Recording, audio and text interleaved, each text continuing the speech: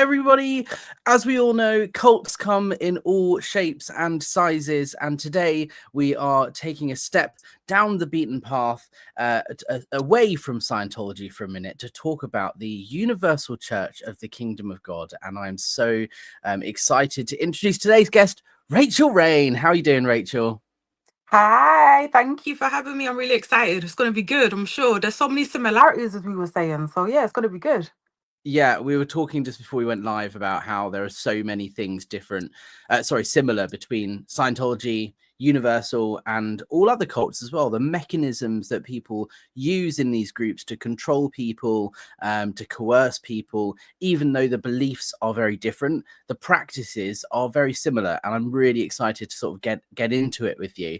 For those of you who don't know, Rachael is leading the way as an activist in the UCKG space, and we've been working together on a few things over the last couple of months. And Rachael joined us at the TFL protest, and your voice was well loved by the people on my live stream. So I'm glad you've come back. Let's start off with, first and foremost, what is UCKG? Like, what do they believe in? What's it about? So, the UCKG, I'm going to refer to them as the UCKG because the Universal Church of the Kingdom of God is a mouthful. So it's a Pentecostal church started in the 1970s in Brazil by a now billionaire businessman. And the whole idea was to basically, in other words, like colonize the world. You know, he was a reject pastor. So he literally said, you know what, I'm going to go and I'm going to start my own church, and it's going to be the biggest church and it's going to have the most branches and it's going to be the best. He's basically like a Marvel villain, right?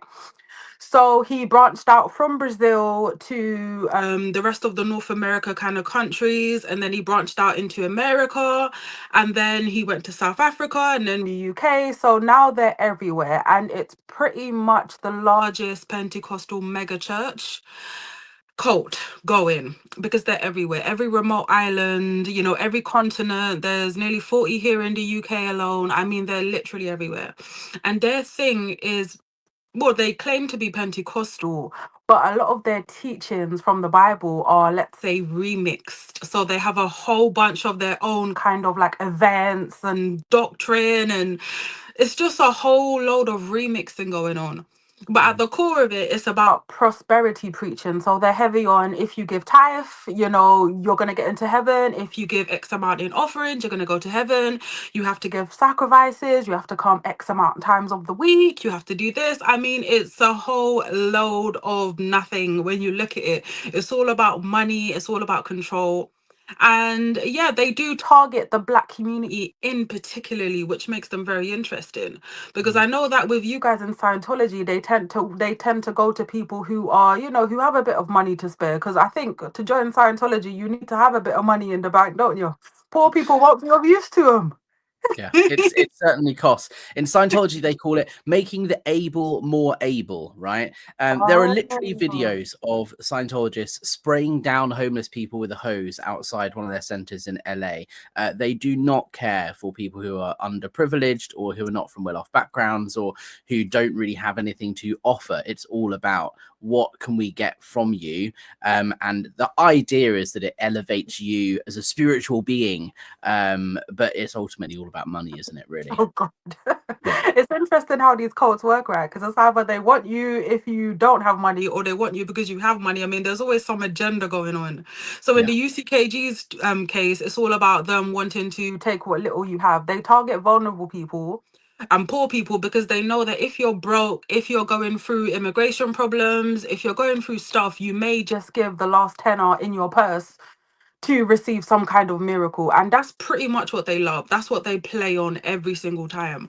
So yeah, they definitely target a Black demographic. I mean, if you go on their social media pages, 90% of the church population is Black, but yet the founder is a far right white man.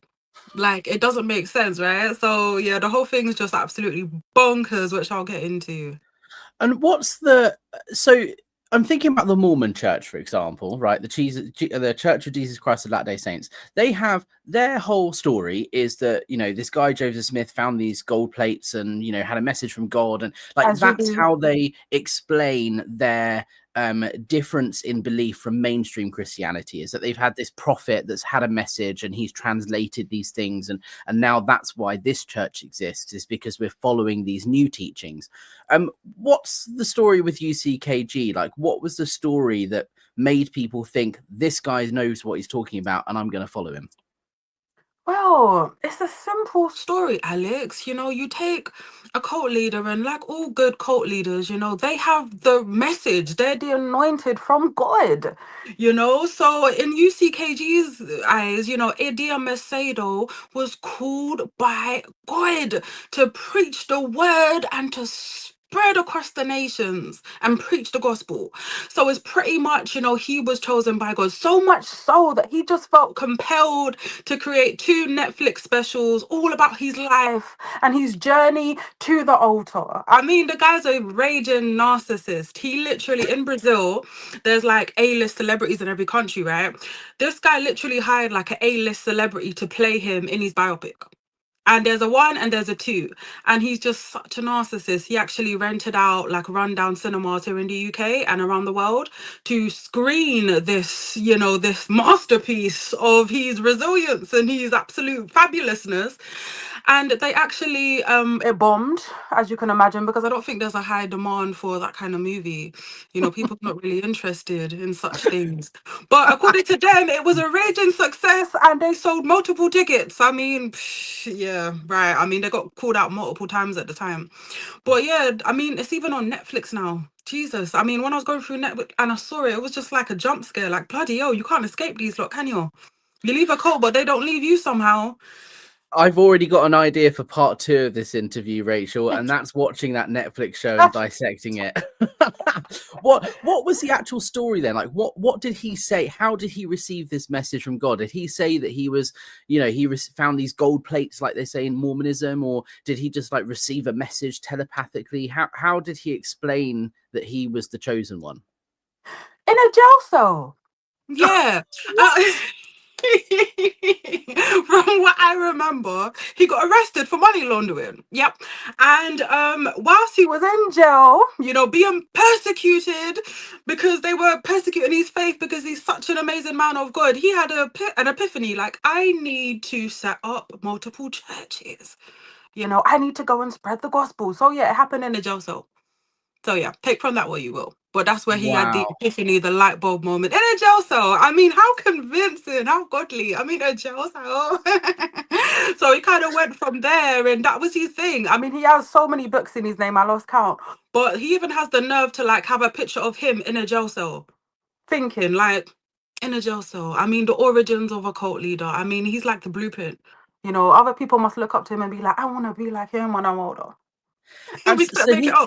So he's open about the fact that he was arrested for money laundering prior to starting this church. Oh yeah, for sure. That's one of his proudest moments. Because remember, the devil's not gonna persecute anyone that's not a threat. So, in his mind, glory, yes, I was arrested, I was prosecuted, the devil tried to persecute me personally. I was thrown in jail. I'm like, Jesus. Literally, that's his thing. Wow. No one actually in the church actually questions it, like, maybe it's not a good look that my pastor or bishop was arrested for money laundering. But when you're in that kind of thing, you don't even question it. You're just amazed by this amazing, heroic guy who got persecuted, basically. And likens that to Jesus in the early days of Christianity, and said, again, this is similar to Scientology. What they say is that, all religions are, persecuted in their early days. Think about early Christianity. Jesus' followers were, persecuted, thrown in jail. Jesus was crucified, because of their beliefs. Yep. And over time, they became more mainstream. People accepted them, and now Christianity is as big as it is. Scientology is just in the early stages of a religion. So of course, there's going to be people persecuting us. It's just a thing that we got to get through. It's just a matter of time. That's what we said in Scientology, and it's identical, it sounds, to what UCKG said. Get out scheme. It's the perfect get out jail card. I mean, you throw that out there, who's going to question it? Especially when they exploit bits of the Bible or religion about persecution. I mean, Of course you're not going to question it. Of course you're going to be like, this makes sense. That means that we actually are in the right place and that this is the right church because they're being persecuted. You know, it's just the perfect crime all the way through, isn't it? It really is. And how big is UCKG, would you say, worldwide? How many members have they got? Millions. Really? Millions. There's so many in Brazil. I mean, they're literally everywhere, man. They're in Israel, believe it or not. They're in islands, like really remote islands. They're in India. They're everywhere. Tokyo, Japan, they're literally everywhere. Every single way you look. So yeah, it's hard to put a number on it, but I will say probably millions. Wow. Because Scientology likes to make people think that they're larger than they actually are. They will say that they're the fastest growing religion on planet Earth. They've got millions of members. But if you speak to anyone who's actually done the math, it's highly likely there's only around 30 or 40,000 Scientologists worldwide, but they have a lot of money and a lot of power. So I was just interested to know whether UCKG was smaller than they claim that they are. No, I think the numbers are more or less, I mean, now the numbers are definitely dwindling. Within the last few years, you know, there's been lots of exposés and a lot of awareness. And also, the reason that the UCKG is so controversial is because the founder, he owns like the equivalent of Latin America's Channel 4. No, he does Like not. he literally owns a station, and anyone watching this who speaks Portuguese will know exactly what I'm talking about. Record TV. Record TV is literally like the third or fourth channel on any Latin TV. Like when I went to Portugal on holiday, it was on the TV. Like Record TV was literally there, and it showed all of their stuff. Like it was just so cringe. He owns a publishing house. He owns a bank. He owns a football team and estate agents. I mean, he owns multiple properties around the world. He has a mansion in Atlanta, a penthouse in Miami, and all of this is fact checked. Like there's literally documents online because in America you can publish a lot of these things in its public domain. We literally saw like proof, like receipts. Like why would a so-called self-confessed servant of God have a ridiculously expensive penthouse in Miami? Like this ain't aligning. It's not, you know, it's not aligning. Not when the churches here in the UK look like, you know, crack houses, to be honest with you. I mean, it's just not aligning. Yeah, I mean, from the UCKG properties that I've seen, they are typically, here in the UK at least, they're typically old cinema buildings that were, you know, movie theaters back in the 1920s or 30s that have been renovated because they're big, like assembly halls, right? And they usually look quite run down. They're not as fancy and as wonderful looking as Scientology buildings, for example. They do look a bit kind of underfunded and undercared for. Is it like that around the world with UCKG, or is that just a UK thing? That's literally around the world. Like they set up shop in the most grossest little shacks. I mean, the one I attended in Croydon, it literally looks like a crack den. I mean, it could be. It's in West Croydon. I mean, it's just so dodgy looking. It's horrific. And then when you think that in the UK they make on average between 12 and 15 million pounds each year, according to the UK Charity Commissioner, it makes you wonder where's all this money going? Because it's not going towards upkeep. It's not going towards cleaning products, their food bank, their soup kitchens. Members have to pay for that out of pocket. You know, the members have to kit out the food bank and soup kitchens and cook the food from their homes and bring it into the church. The youth group pretty much pays for the cleaning products.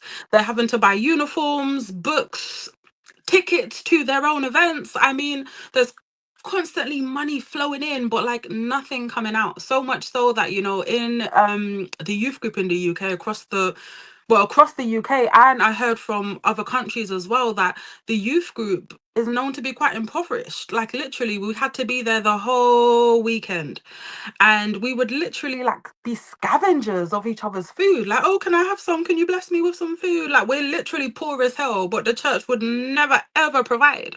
You know, there's no such thing as a hardship fund, benevolent fund in the UCKG.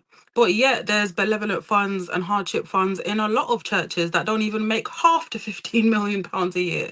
You know, how do you explain that?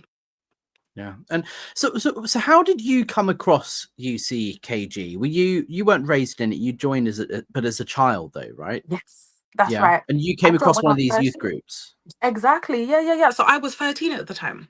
And I was just walking into the high street in Croydon, and some kid who I didn't know reached out and said, "Hey, we're doing performances. Why don't you come in and watch?" I had nothing else going on. So I thought, okay, cool.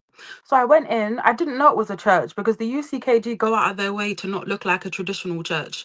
You know, they all have the same kind of fit. So they all have the logo outside of it, but they all look like some kind of like leisure center, rundown community. Like it just doesn't look churchy, right?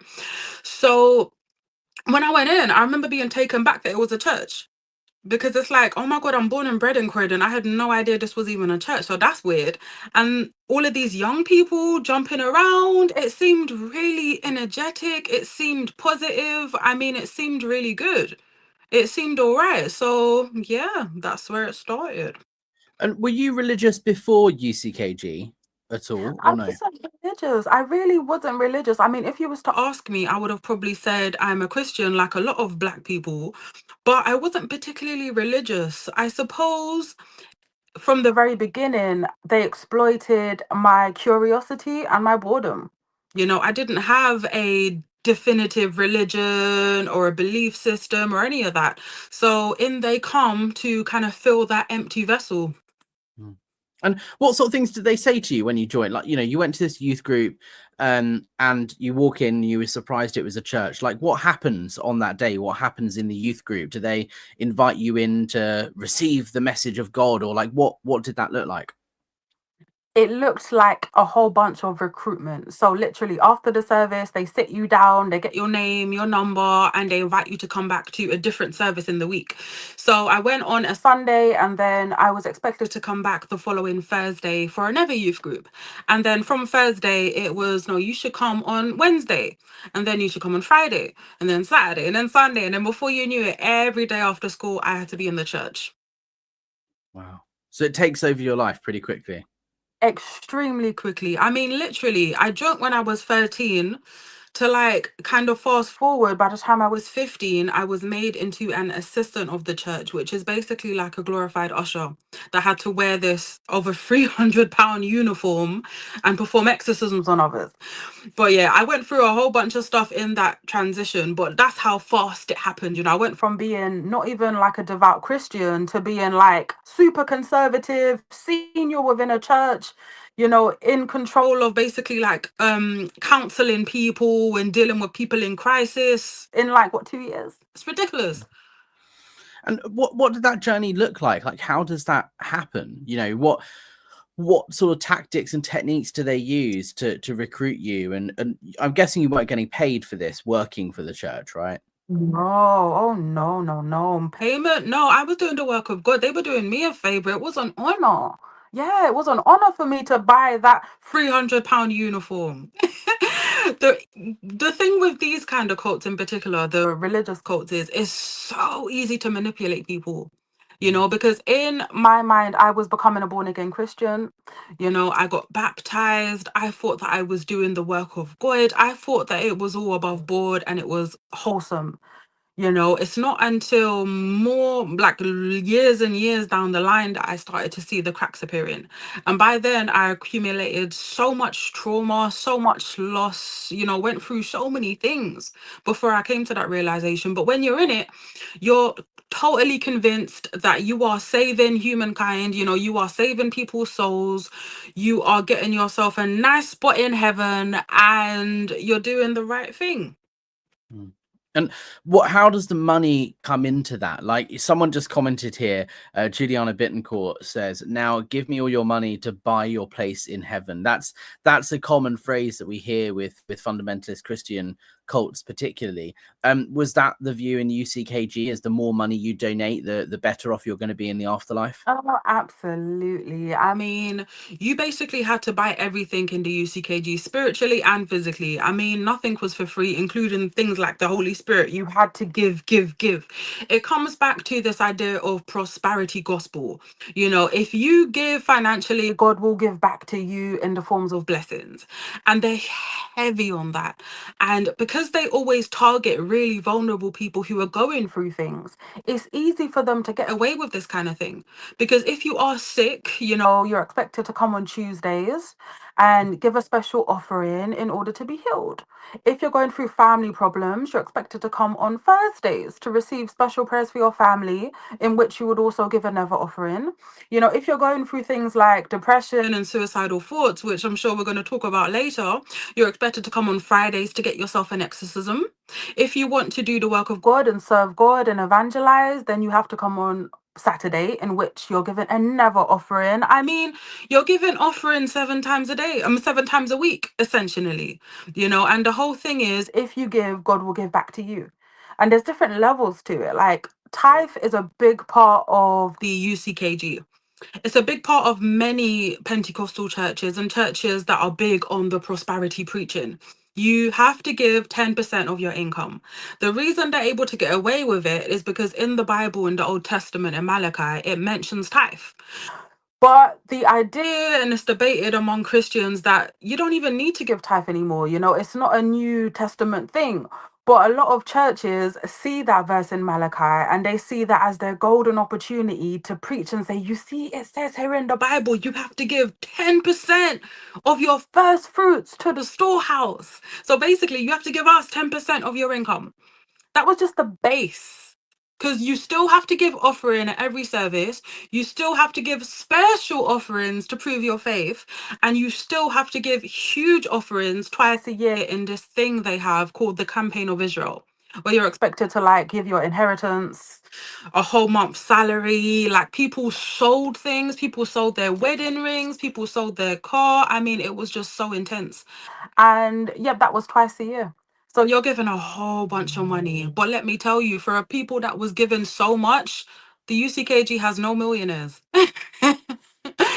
So like they say proof's in the pudding, but I can't see any of the results that they claim. You know, I never did see.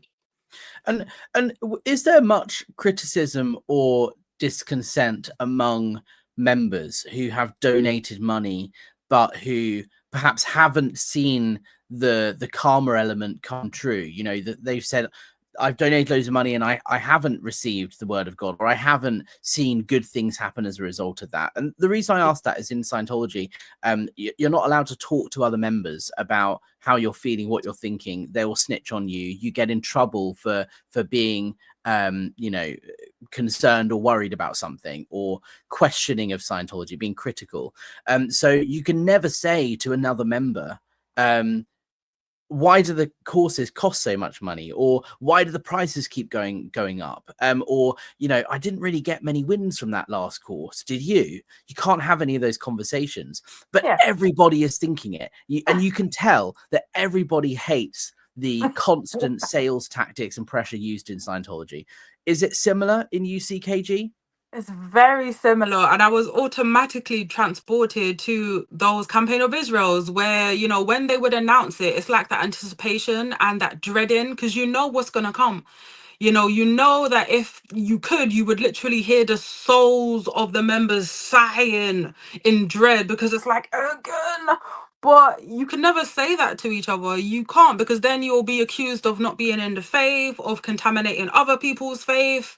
You know, you risk being punished. You're not allowed to speak about any of these concerns, which means that it breeds more and more and more, like kind of like inner contentment. You know, you're not allowed to talk about it. The doubts get deeper and deeper, and it kills your soul, because you know that something's not right. You have questions, you have concerns, but you're just so brainwashed at that point. You don't even know what to do with it. So you sit with it. You put up, you shut up, you go with the flow until eventually your head explodes, in which case you leave, or, you know, you cause a ruckus. So yeah, I think that definitely applied in our case for sure. I mean, I never seen results doing any of the things, because I would have been a millionaire, my family would have been in the church. Like there were so many things that did not happen. But their whole thing was gaslighting. You know, whenever someone would, you know, raise questions about why they never received the blessing, it's always, oh, but you didn't use enough faith. You wasn't in the faith when you gave that offering. You know, it was your fault, essentially. You know, they gaslight you and make it like it's a you problem, not a them problem. So that was a big part of it. It was always our fault why we never received this miracle. And also, even in the way they delivered, they had this thing, because like all cults, they have their own language. Their thing was, you have to use your intelligent faith. So this means that you can't just go and put £1 million on the altar and ask God to fix your immigration problems by next week Wednesday. No, that's not your intelligent faith. You can't be disabled and then put £1,000 on the altar and ask God to heal you. That's not intelligent faith. So basically, they're tapering your expectations. They're tapering all of that. They're like, well, if you want, if you currently, work in a supermarket and you want to be promoted, maybe you want to be manager, maybe you want to be supervisor, give your all. Because that's attainable, right? People get promoted every day. So these are the kind of things they're pushing. Nothing like huge and big, because they know that it's just not going to happen. So they taper people's expectations so much that when you do get a little win that people get every day, it's like, hallelujah, it worked. I was blessed. But were you blessed, or did you just apply for that position? Like, Yeah, doesn't make sense. So what sort of sacrifice did you have to give, considering, because you rose the ranks in the church, as you explained earlier? Like, what was your personal journey like in UCKG? God, it was so fast. When I was 13, I started attending all of the services. So Monday, Wednesday, Thursday, Friday, Saturday, Sunday. And I did that consistently. I was basically controlled on what I could wear. They're very, very quick on, Rachel, now you're attending the church. You can't wear those jeans, my friend. Those jeans will cause people to sin. And that's how they talk. They all talk exactly the same.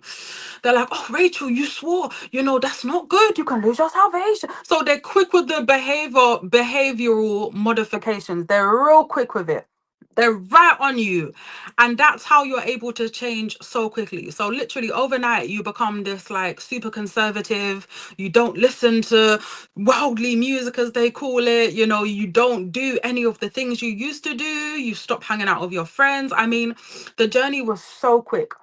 But a really interesting way that they target young people specifically, and I see that they do this a lot with cults and young people, is they start the process of basically brainwashing you and turning you against your family, which is all about isolation.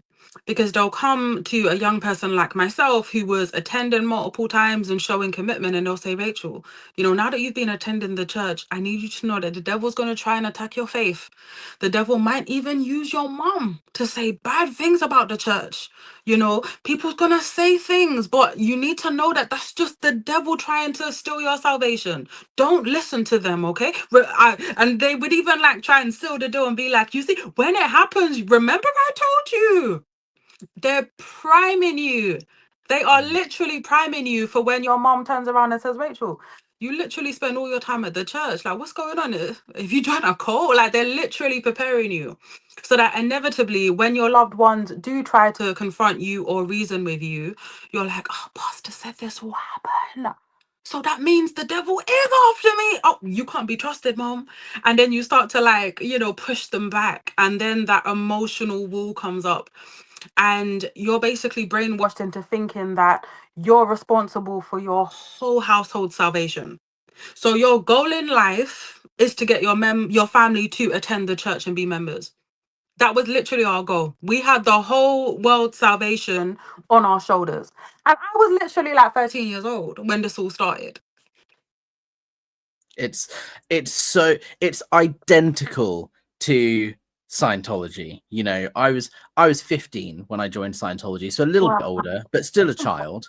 And again, you feel like you are personally responsible for changing the planet, right? Yeah. You have this special technology. You're the only one that is going to be able to deliver the sales that are needed, or what the auditing, whatever it may be, in this area, in order to save the planet. It's a lot of pressure, but also as a kid, it kind of feels, I don't know if you agree, but it felt empowering, because I was like, these people are seeing me as a responsible adult. They're not treating me like a kid. And for a child, that can feel quite empowering and feel like, oh wow, they value me, they respect me. I'm going to go back there rather than, school, where they're treating me like a kid. These guys are actually treating me like an adult. And what teenager doesn't want to be treated like an adult, right? right? Oh God, exactly. It's grooming. They take young people who maybe don't have responsibilities, rightly so, because they're children, who don't have prospects, no definitive direction in life. And then they come and they say, look, you're going to be chosen, you're chosen, you're going to change the world. We believe in you, we're going to invest in you. Go off and do this, come here. You feel so special. You feel gassed up. Like, I felt like the coolest person in the world. I was like, look, I'm an assistant of the UCKG. I had my little uniform on that I paid for, and I begged my mom for it. It literally cost like over £300. And it's basically a rip-off of British Airways uniform. Like, it's the navy with the red, like it's literally the same. Like, you have to look this up. It's hilarious. They literally ripped it off. But I was walking around in my little uniform with my little heels, my makeup, and I was feeling special. But I was 15 years old. Like, I was literally a baby. Ugh. And then it's like all of the psychological stuff that came with it, because on top of everything you mentioned, which was completely correct, like you're made to feel like it's all on your shoulders, like you have to save everyone, that takes a psychological toll, because you're a kid. Your main focus in life should be your studies and just living. It shouldn't be humanities. Like, it's a lot. But then there was the physical element, the physical abuse, which happened before I became an assistant, which came in the form of exorcisms. Exorcisms are a huge part of UCKG culture. They literally do it. And in every service, Monday to Friday, they have 4 services every single day.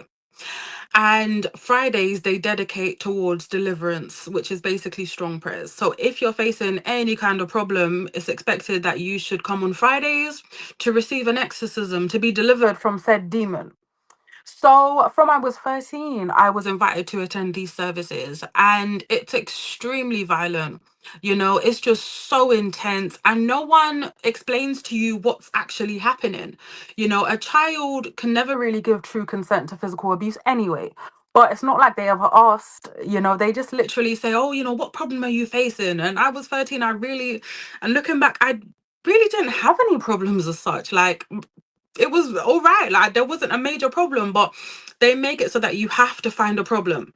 And if you can't find a problem, that means that the devil's trying to hide, and he's going to jump out at any moment and manifest himself in your life. So that's a problem in itself, not having a problem. So I had to kind of think of a problem, and it's like, well, I kind of like boys, as 13-year-olds do. So I was like, oh, boys, yeah, boys is my problem. Yeah. So, they're like, okay. So close your eyes, put your hands on your heart, and then they lay hands.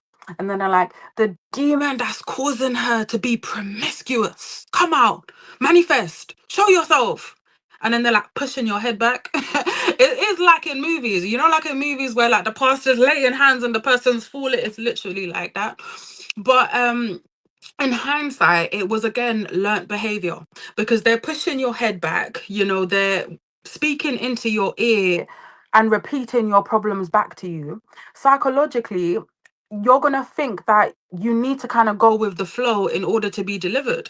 But then what happens is, when you start to respond to the prayer, they start to put you in a headlock, and you can't get out. Literally like a headlock, like their head's here, and yeah, literally. And a part of you is like, this actually hurts. I want to get off. I'm humiliated. I'm hot. I'm bothered.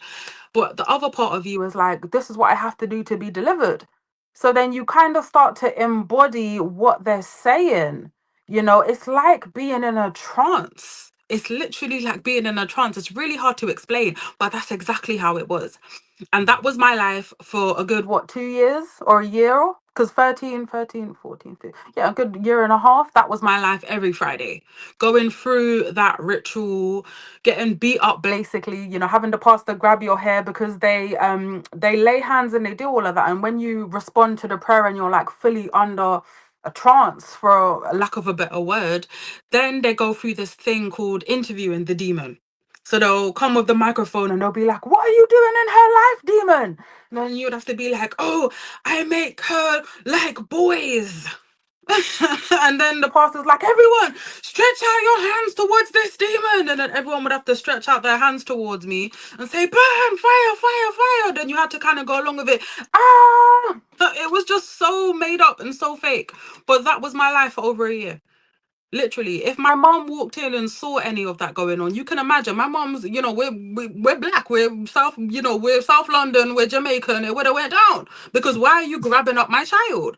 But this was normal behavior. It happened to everyone. I couldn't see anything wrong with it at the time. I didn't have the language, I didn't have the knowledge, like I didn't know what was going on. I just thought that this is what you do in church. Wow, that's Yeah, intense. that Yeah. was my life. Wow. And what would happen from a punishment perspective? If, for example, someone was to not go with the flow, if you were to say, I'm not really vibing with this, or I can't give my money this week, what are the Sorry, my other son. forms of control? No good. What are the other sort of forms of control that they use to punish members? Where do I start? So in the UCKG, and I know a lot of codes, it's all about hierarchy. So when you do what they like, they promote you, they build you up. And then when you do something they don't like, they take it away in order to basically teach you a lesson, behavioral modification. So you can lose your uniform. Like when you're an assistant, like I was, if you did something the church didn't like, then you can be put to sit down, as they say. And that's like the ultimate punishment because you go from being an assistant, wearing the uniform, standing up in services, performing exorcisms, helping the pastor, to sitting down like common folk in the service. In which case, everyone like stigmatizes you, and it's like, oh, she has a scarlet letter, basically, because it's like she's committed some kind of grave sin because she's no longer an assistant. There would be a lot of public humiliation. They're heavy on targets. So with every youth group, the youth leaders are given targets of how many people they need to bring. It will be like you have to bring 10 people, you have to bring 5 people. And when you don't hit your target, you're literally punished. I know one survivor who was made to basically, it's public humiliation. She was made to wear like a giant nappy and walk around Stratford Shopping Centre because she didn't hit her target. What Wow. kind of youth group and registered charity will subject a young person to public humiliation like that? So there was just a lot of psychological bullying as well. There was so much bullying, so much manipulation. It was just so gross. And we have to talk about trigger warning here for anyone watching this, because I mean, I should have done a trigger warning earlier, to be honest, because we've already talked about some abuse and some horrible things. But trigger warning now, because we're going to get into a little bit more depth.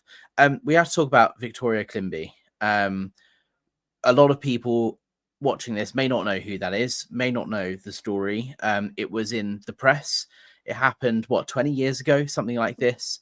And this is one of the things that is really outrageous when it comes to cults in the UK, is that this horrible thing happened to this child. It was called out in the press, and yet they are still, it appears, carrying on doing the same things. Yes. Rachel, would you mind explaining to everybody listening or watching what that story is? What happened to Victoria? Sure. So Victoria Kalimbe was a 8-year-old little girl. She came over from Ivory Coast, or shall I say she was sent over by her parents to live with extended family here in the UK under the promise that she would have a better life here. She would go to school, she would get good health care and be taken care of. But the step aunt basically had views that Victoria was a witch and was demon possessed. And she shared these views with her boyfriend. So, for a prolonged period of time, they subjected Victoria to horrendous torture. Burns, scrapes, beatings. There was talk of sexual abuse. They would starve her, they would scold her, they would scratch her. I mean, everything you can think of was inflicted on this poor little girl. And she was failed by multiple agencies. She was taken to the hospital where no concerns were raised. She was failed by social workers. And the UCKG, in my view, failed her the worst because in her final days, and literally her final days, she was taken to the UCKG's headquarters in Finsbury Park on 2 occasions. And, with those 2 occasions, by then, Victoria would have been visibly, damaged. She would have visibly have been tortured. Her hair was shaved off, burn marks on her face, completely like traumatized. Just everything you can think of, was inflicted on that poor baby. And she was brought to the church on 2 occasions. And the pastor, who is now a bishop,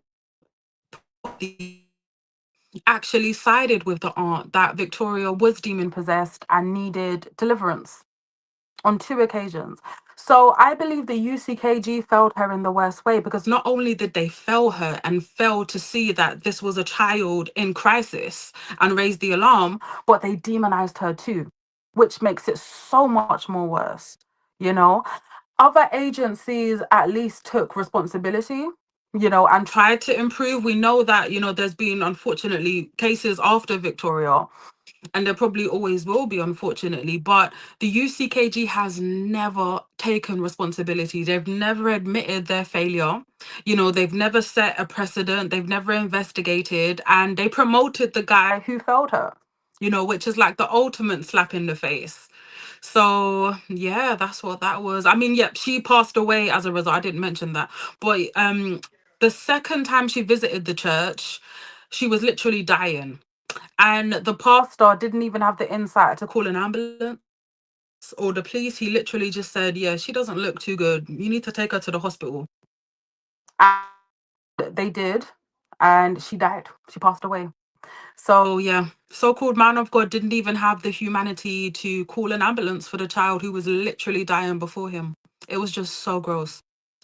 It's absolutely disgraceful that happened, and that it, this sort of abuse of children, this sort of maltreatment, and the failures in safeguarding across the board still happens to this day to various extents. I was watching the BBC Panorama documentary that was made about UCKG earlier today, and it mentioned in there that in response to this case of Victoria losing her life, the UCKG now has a safeguarding policy to make sure that doesn't happen again.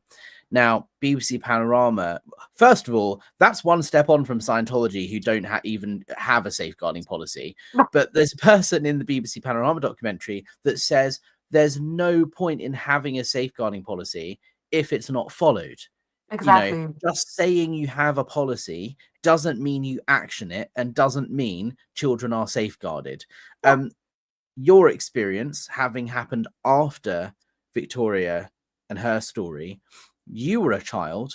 Yeah. And yet there are still major concerns safeguarding wise from the abuse that you suffered, right? So this is still going on in this church to this day. Would you agree? It's definitely still going on to this day. We had a protest a few weeks ago in the headquarters because it's now been 25 years since Victoria's death. And literally within weeks of her 25th anniversary of her passing, the pastor, who's now a bishop, held a service in Finsbury Park on a Friday doing exorcisms. So we used the opportunity to boycott the event and to make our voices heard and to, protest outside of the building. That the next day, actually, a young person who was attending that service reached out to me, and we spoke, and he actually came on a live, and I was asking him about the current kind of trends in the church and the exorcisms, because I knew from other people that it is still going on. They're not outwardly laying hands, as they say, on anyone under 18 in public, but I know that it is still happening in young people's presence, and it's still happening to one people in private settings. He said that even in the youth group, which is meant to be aimed at young people between 14 and 26, they still do exorcisms out in the open, but all they do is tell the under 18s to sit at the back. Like, to me, that doesn't align. That's not safeguarding, especially with how graphic and how violent the exorcisms are. The fact they're doing it in a youth group, period, is crazy to me. So it's still happening for sure. They haven't learnt their lesson. And I'm pretty sure that their whole thing is going to be raised to 21. Because when I was an assistant, you couldn't do exorcisms on anyone who was before I was an assistant, it was 13 because I just literally reached that age where I can receive them. Then when I became an assistant, you had to be over 16 to receive the strong prayers, exorcisms. Now it's 18, and by the time I'm done kicking up a stink, they're probably going to raise it to 21. And then But 25. I'm not being funny, Rachel, right? But it sounds like this strong prayer, or what it was, whatever you just called it, right? The Yes. exorcism. Yeah. It sounds like that practice is harmful and abusive in and of itself. So yes, it's great that they're perhaps going to stop doing them on children, but it sounds like they shouldn't be done at all on anybody. Yeah.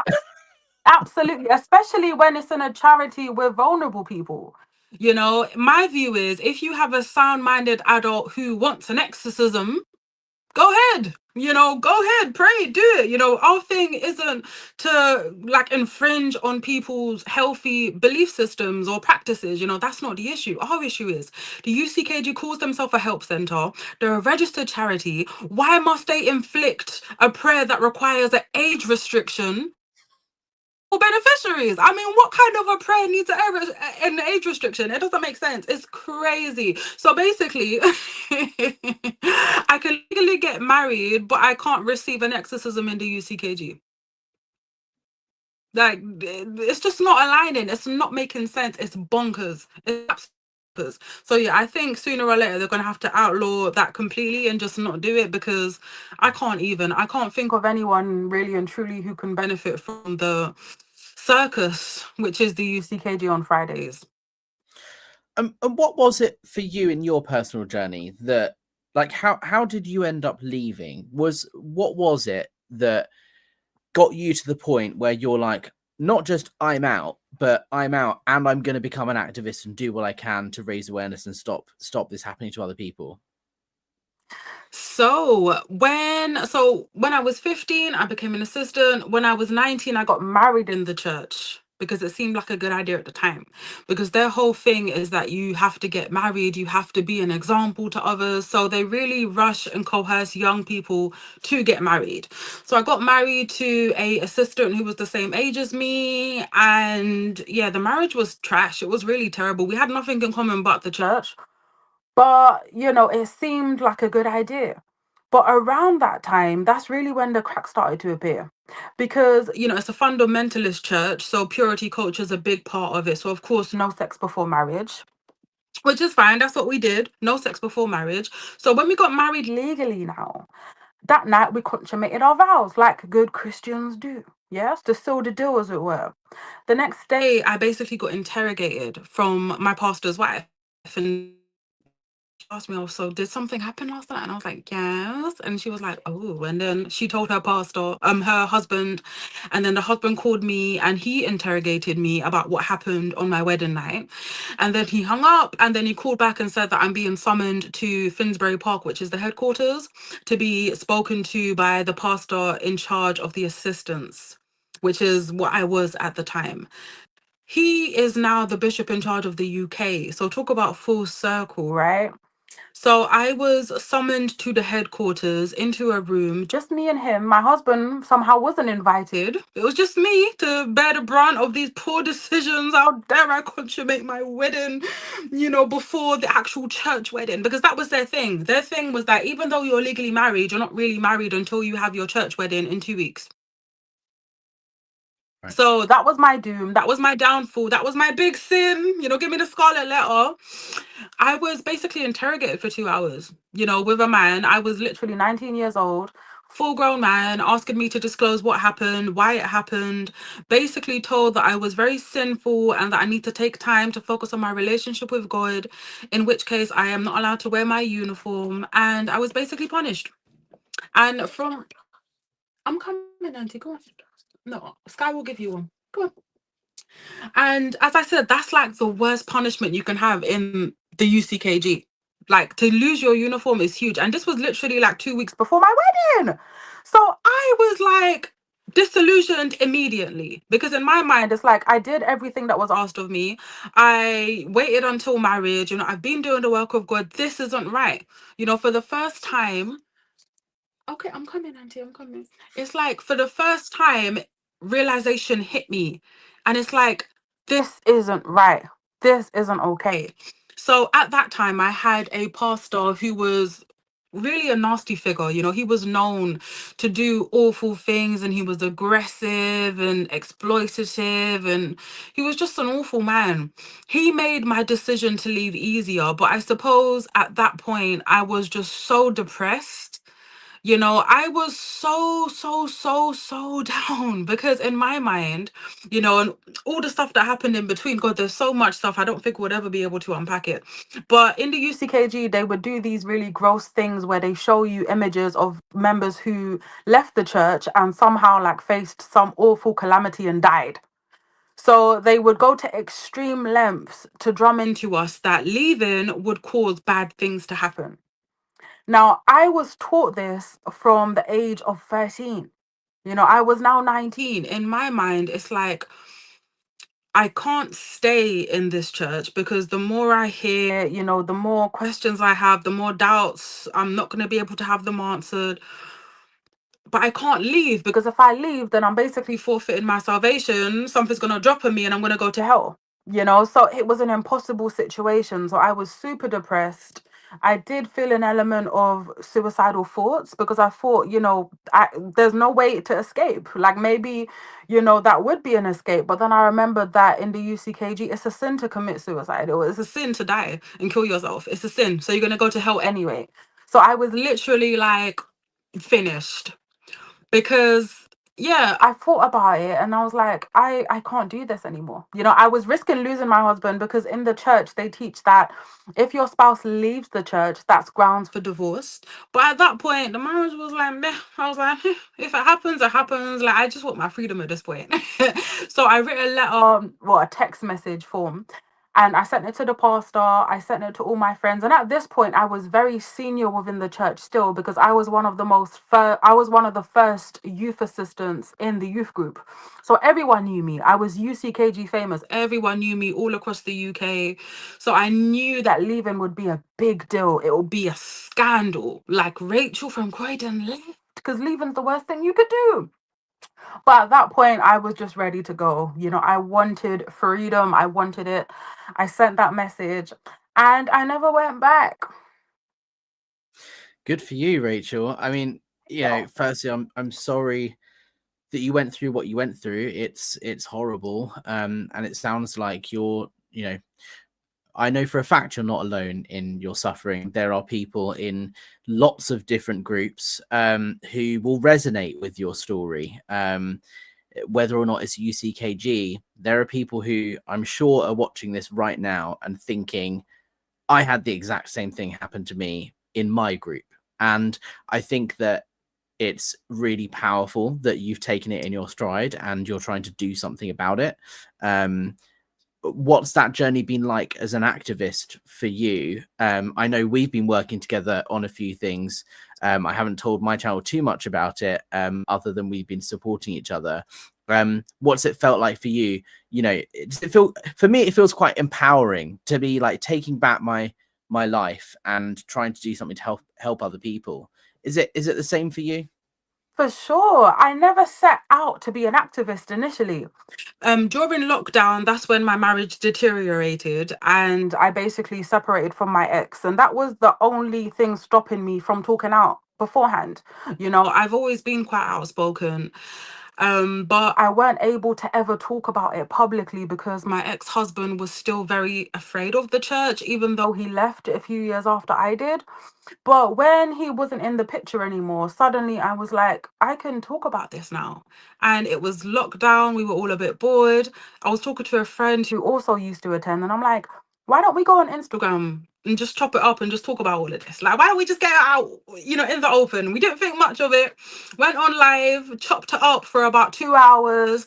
People tuned in, and then people watched it back. And then people started to message me and be like, Rachel, I didn't know you were going through that. That's what I went through. That's why I left. Do you remember why? Do you remember when I left all those years back? And it's like we started to connect all the dots. And then me and my friends started to go live every single week. And then other survivors of the UCKG started reaching out and saying, "Can I come on the live and talk?" And it's like, yeah. So then, literally within a few months, we had so many people tuning in, and it got to a point where it's like, yeah, there's a need for this. My DMs were bursting out the seams. It was like, yeah, we need to turn this into a thing.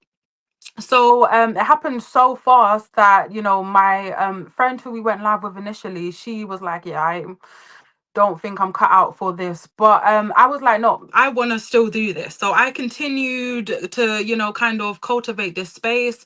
I set up an Instagram page. We went on TikTok. We went viral a few times. Then we had the press kind of getting involved. I reached out to a investigative journalist. I reached out to like 5 of them one night. Because once you start, you really can't stop. You're on a roll when you first start to talk about this kind of thing. It's adrenaline, it kind of gets you. So literally like 2 a.m. one night, I sent an email to like 5 journalists, and one replied and said, actually, I know of the UCKG and I've been interested for a long time. Let's do it. So it took a year long to do that investigation. I was able to connect over 50 survivors of the UCKG in the UK to the journalist, Maeve, who gave us our first kind of like solid investigative piece that was published in The Guardian. It was similar to yours. We had the 2-page spread. We were just so excited because for the first time, our experiences were being validated by such a big platform. And, the rest is history. We had so many articles published. It became its own thing. Surviving Universal UK has a life of its own. It's this incredible safe space for survivors to feel seen, to feel validated, to basically receive everything that I've never had. When I left the UCKG, there was no investigation, there was no press, there was no platform, no support group, no answers, nothing.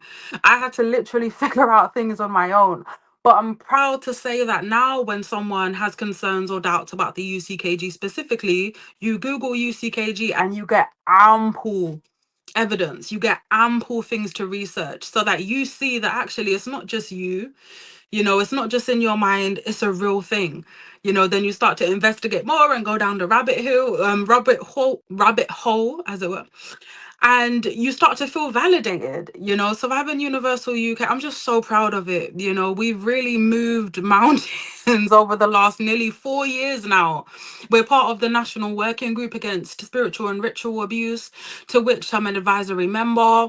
We work very closely with the Family Survival Trust, on the amendment around coercive control, which I'm sure you're going to tell your listeners about. Yeah, we've covered I've that been one. asked to speak. Oh, good, we have. Perfect. So, yeah, I do a lot of public speaking these days. I'm invited to talk in places like the CPS, asked me to come down and do some talks. That's the Crown Prosecution Service for anyone across the Thames.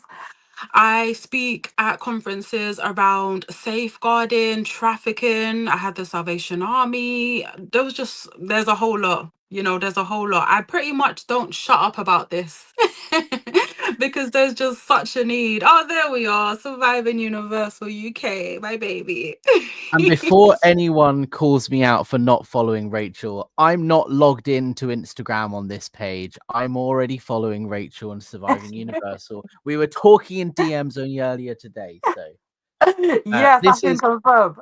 this is the Surviving Universal UK Instagram page. I've stuck the link to Rachel's link tree in the description down below for anyone that wants to go and support Rachel and show her some love on Instagram.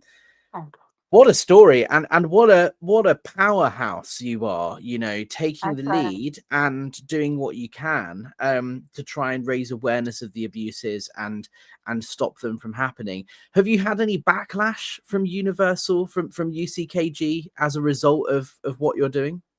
Not a peep.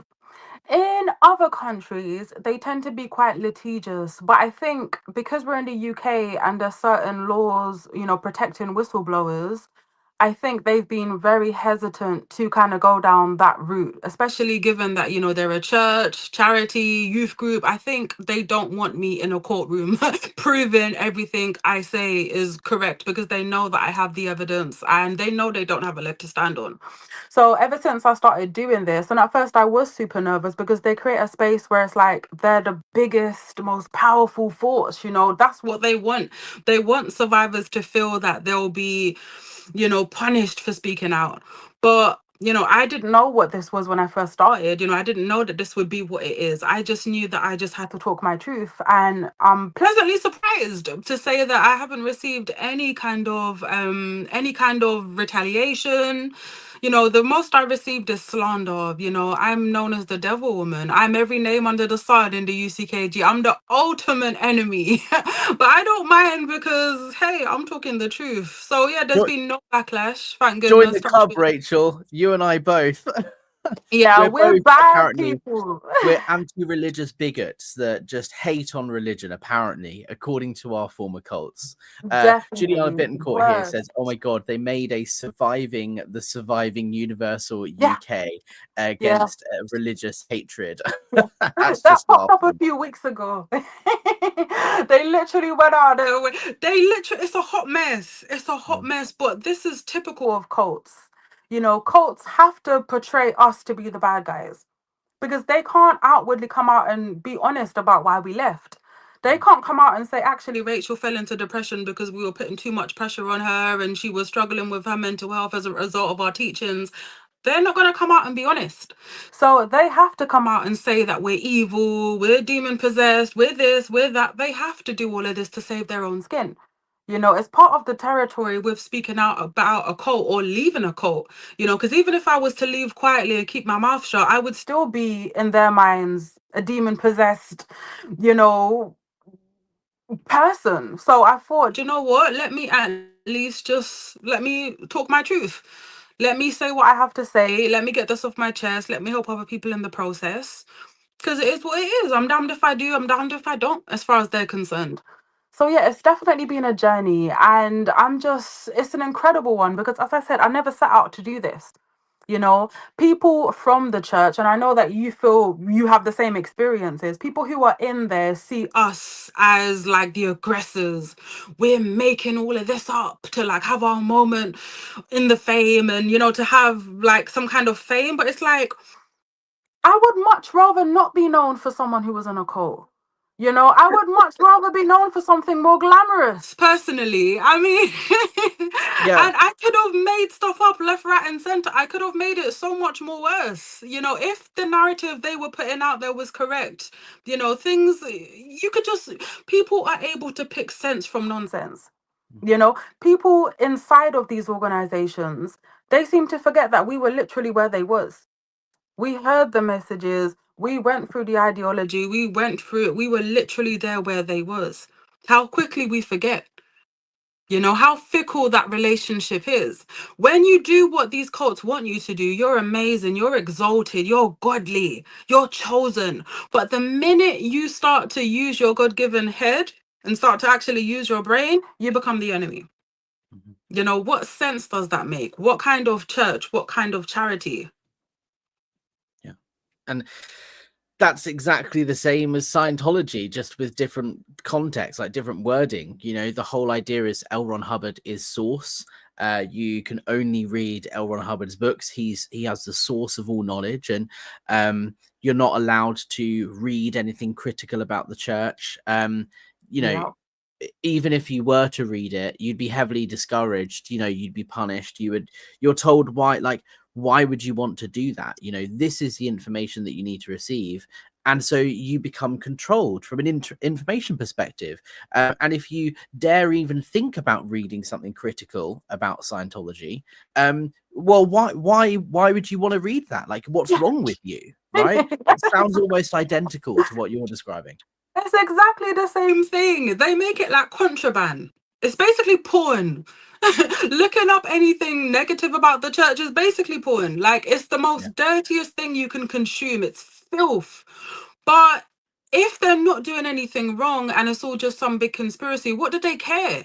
Yeah. You know, this page that popped up recently, surviving Universal UK. I don't give a damn if anyone goes on it because I know it's not true. I'm Yeah. unbothered. But do you think they would be encouraging their members to look at Surviving Universal UK? Not in a million years.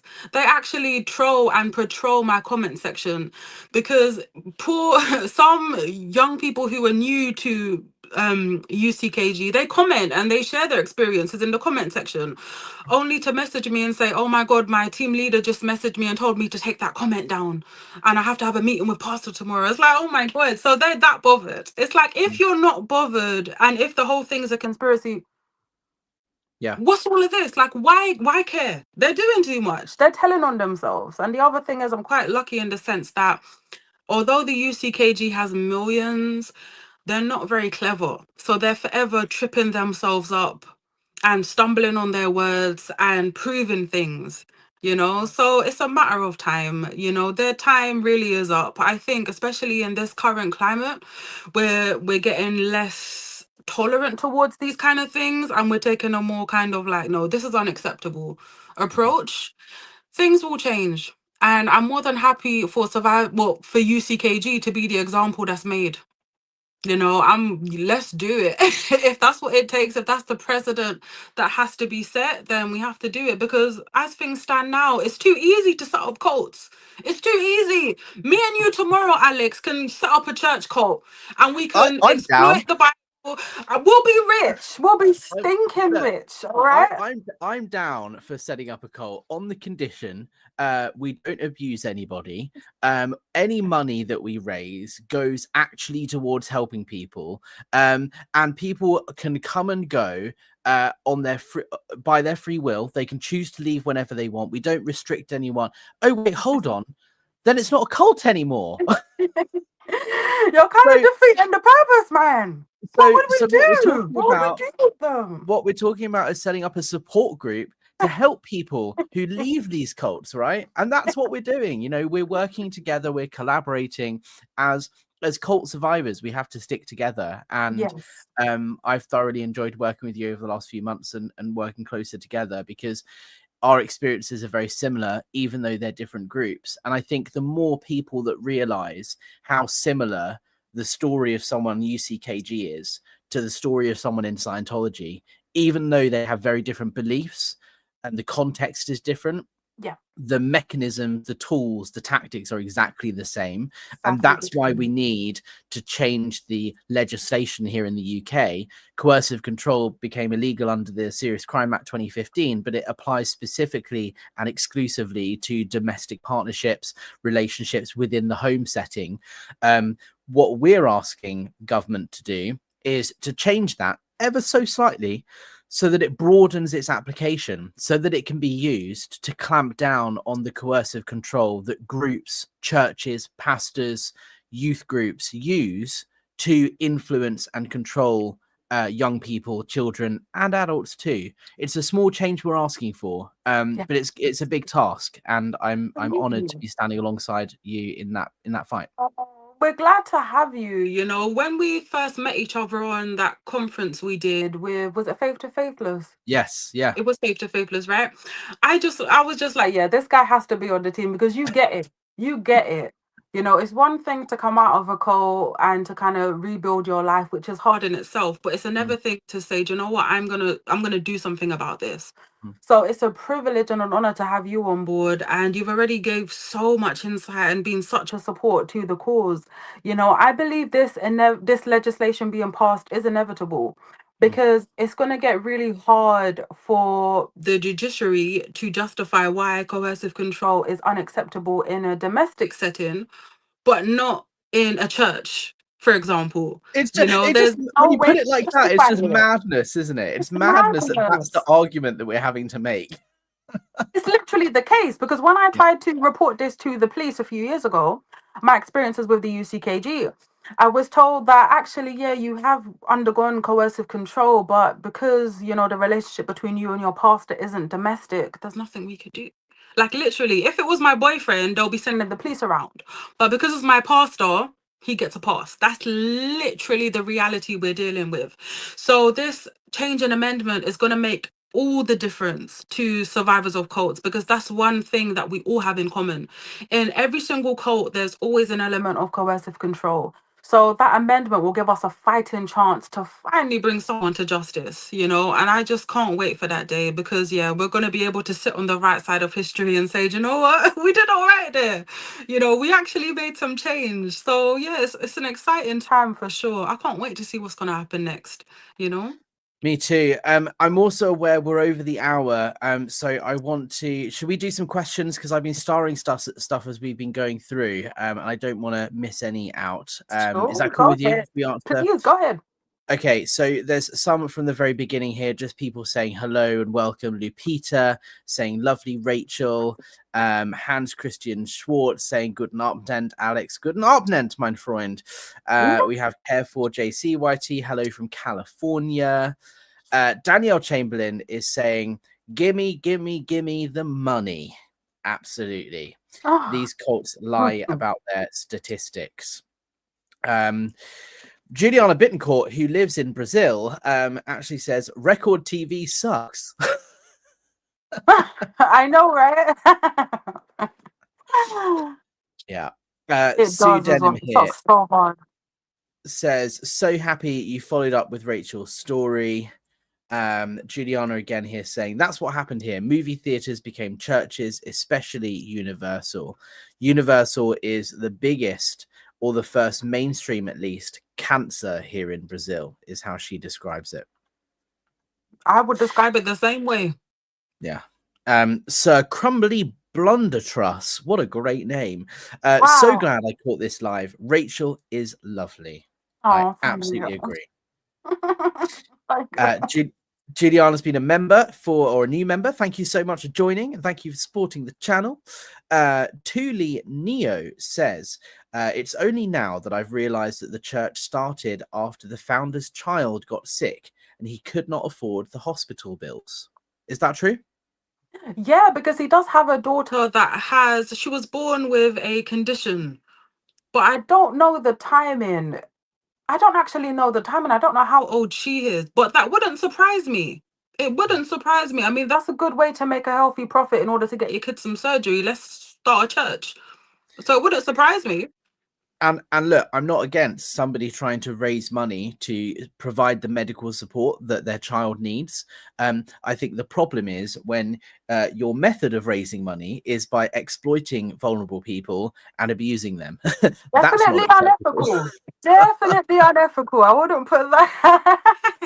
There's other ways to do it, man. Rather than start a whole entire court. Cricket Cinema says, hi all, I live in a Portuguese community in Massachusetts. This organization has several locations very close by. I had no idea. Thanks for the information. You see, they're in plain sight, and that's how they're able to get around into society. They're in plain sight, and once you see all of this, you can't unsee it. Like that follower, she's gonna see them now. She's gonna see the love heart and dove, which is their logo, and be like, oh my god, immediate red flags. And that's good, because then she can go and inform and educate other people in the community, so that hopefully, you know, something can be done there and people could be safeguarded. So that's brilliant. There we go. 2D here again saying, joining the church is so easy. It just looks like joining a bunch of young people and protecting yourself from all the bad things happening in society. Yeah. They even make you feel like when you give, you are then entitled to demand things from God. So the more money you give, the more entitled you become to receive blessings. Have I got that right? Oh, absolutely. I mean, has that person ever attended the UCKG? Because that's exactly what we do. We literally had to stamp our feet and demand blessings from God. God, I just sold my car. You have to give me my immigration status. I mean, that's the reality. That's literally how it is. So yeah, spot on. Another great one from 2D. The members don't complain because they make them believe when they don't receive a response from God, it's because they didn't do the campaign right. So to get an answer, they need to give again. Yep. This is, again, identical to Scientology. You know, if something has happened to you, you've been abused, you've been harmed, you know, you've been hit by a car, you know, any sort of accident, incident, negative thing. The question is, what did you do to pull it in? What did you do to create this situation that you allowed this to happen? Think about It's the putting the scriptures. blame on you. Yeah. They make your head spin because you could never win. They set you up to fail, knowing you're never going to win. Yeah. And then you keep going in your little hamster wheel, literally. Yeah. Kelly said, kids can't consent. It's cross-cultural and capitalized cult in Oh, cultural. I like that. That's a good one. Yeah. SP Crusader Lini has been a member for 7 months. Thank you. Thank you so much for sharing your story, Rachel. You're welcome. It was a pleasure. Sir Crumbly Blundertrust says the safeguarding is just institutional arse covering. Yeah, and I think that's something that is really good. important. I need to write that down. That is a really well that is really well worded. It's true. That's good, And right? like the person in this BBC Panorama documentary said, there's no point in having a safeguarding policy if you're not following through with it. And it's one thing to say we're looking out for our children, and there's another thing to actually do it. Exactly. In a way, I'd prefer you don't have a safeguarding policy, but you're actually safeguarding them, than to have a policy and not do it, right? Because what's important is helping the kids, not having a policy about it, right? Exactly. Because then all you're doing is literally you're spitting in the face of those people you claim to be safeguarding. You're making a mockery of safeguarding, which means that essentially you're mocking Victoria's legacy. You're literally mocking it. You're saying, oh, we have a safeguarding policy, but you don't follow it. So it's literally a mockery of the whole thing, which is why they should not be within 10 inches of 10 miles, inches, whatever you want to call it. They just should be far away from anyone that's vulnerable, especially people's children. Yeah. Can't agree with you more. Absolutely. I agree. SP Crusader here says, I think there comes a point when you feel it's so bad in here, no matter what you say, I'll take my chances on the outside. Pretty much. That's where I was. Yeah. Literally, that's where I was. I'll take my chances. The devil might be out there waiting, as they say, because they said that 7 demons will be waiting outside, and those demons will be multiplied if you were an assistant, which I was, and you casted out demons. All of those demons are going to be waiting outside of the doors of the church. But I was willing to take my chances with them lot than these lot. So yeah, that says a lot. Sue Denham, bravo, Rachel. Oh, thank you. Sir Crumbly Blundertrust, what an amazing survivor Rachel is. Oh, thanks. Danielle Chamberlain, comment, you rock, Rachel. Thank you. I try. And see, look, this is not love bombing, because I'm just reading what other people are saying, right? And this is the beauty of this community, is we have the freedom to say what we want and have a debate and a discussion. And I agree with these things. It's really important that people get recognized for the good work that they're doing and for the strength that is shown in speaking out and surviving through this sort of abuse. Tootie here says, you so brave, it took ages for some of us to leave. Yeah, it does. Thank you. I think that we're the lucky ones that leave. I really do, because when you think back, we could have so easily have still been in there. I consider myself, I don't know if you consider yourself lucky, Alex, but I consider myself one of the lucky ones that was able to actually get out of there. Some people's lost their teens, their 20s and 30s to these cults. I only lost my teenage years, but I'm kind of made up for it in my 20s ish. I'm still catching up. But yeah, me too, but they still robbed our youth, right? They robbed our childhood. Like, those are years, those formative years that we're never getting back. And yes, the experience of someone being raised in a cult is different to someone who joins a cult, but nonetheless it is the same methodology, the same coercive control, the same years lost of your life that you're never going to get back. And so there's an element of, they've got that on you, and you're never going to get that time back. So what can you do to make up for it, I suppose, and live as full a life as possible outside of the church? And I think the evidence shows that you're doing that, in speaking out and creating this support group, Surviving Universal, and helping people every single day. And that's the best thing in my mind, the best kind of way of coming to terms with losing time inside, right? Definitely, because we're taking control of it. We can't ever get back those years that we lost, but at least we can help to safeguard other people from losing their time.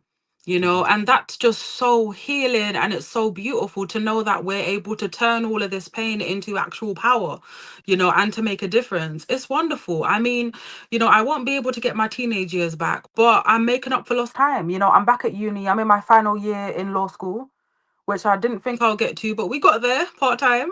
You know, I have Surviving Universal UK. I have a gorgeous little cute 7-year-old. He just turned 7 the other day, so forgive me. You know, I'm living life. I'm happy. I'm doing my thing. If you guys want to follow me on my personal page, it's Miss MS Rachael Reign on Instagram. Do give us a follow. I'm trying to document my journey. I'm just trying to take it in my stride. You know, I think as cult survivors, we just have to find some kind of outlet, because if not, we will self-implode, because it's a lot of feelings for someone to be able to carry. You know, a lot of us carry feelings of guilt. You know, how did I not know? Oh, I made this mistake. Oh, but I brought this person in, and there's a whole lot of conflict that goes on. There's so much emotional baggage. You have to find some kind of outlet, whatever that looks like to you. You know, so in our case, we found that outlet through activism and through speaking out and through helping others. But there's some people who might find the beauty in something else and express themselves that way. You know, when you're leaving a cult and you don't really have anything to substitute that energy towards, you can go stir crazy. I know I did, because suddenly I had all this free time on my hands. You know, I had no schedule, no exorcisms to attend, you know, no friends. I had to find a hobby. I had to really forge my past. Not forge, forage. Yeah, forage my own path. There we go. Got there at the end. Try and do that. You know that you're now in charge. There's no one breathing down your neck telling you what to believe, when to believe, how to believe. You know, it's all up to you. That is scary, because you know, you had your life dictated for however long you was in there, but there's so much beauty in that. So follow your bliss, make up for lost time. If before the cult, you know, you like to do bike riding or sports, you know, take that up again. Revisit that version of yourselves that you was before the cult. That's always a good place to start, you know, because that person who was there before the cult, they deserve some attention, because they weren't able to finalize or realize their dreams, their passions. So visit that person. You know, that's a piece of advice I always give to people who are leaving cults and are trying to, you know, find their way, which is always difficult. And therapy, lots of therapy. Amen to that. Therapy, 100%.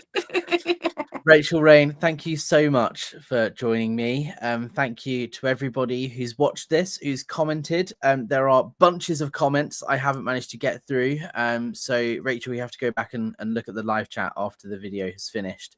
If you're watching this and you want to support Rachel's work, please go and subscribe using the links in the description down below. There's also a link to the BBC Panorama documentary about the Universal Church of the Kingdom of God, UCKG, that we've been talking about in the description.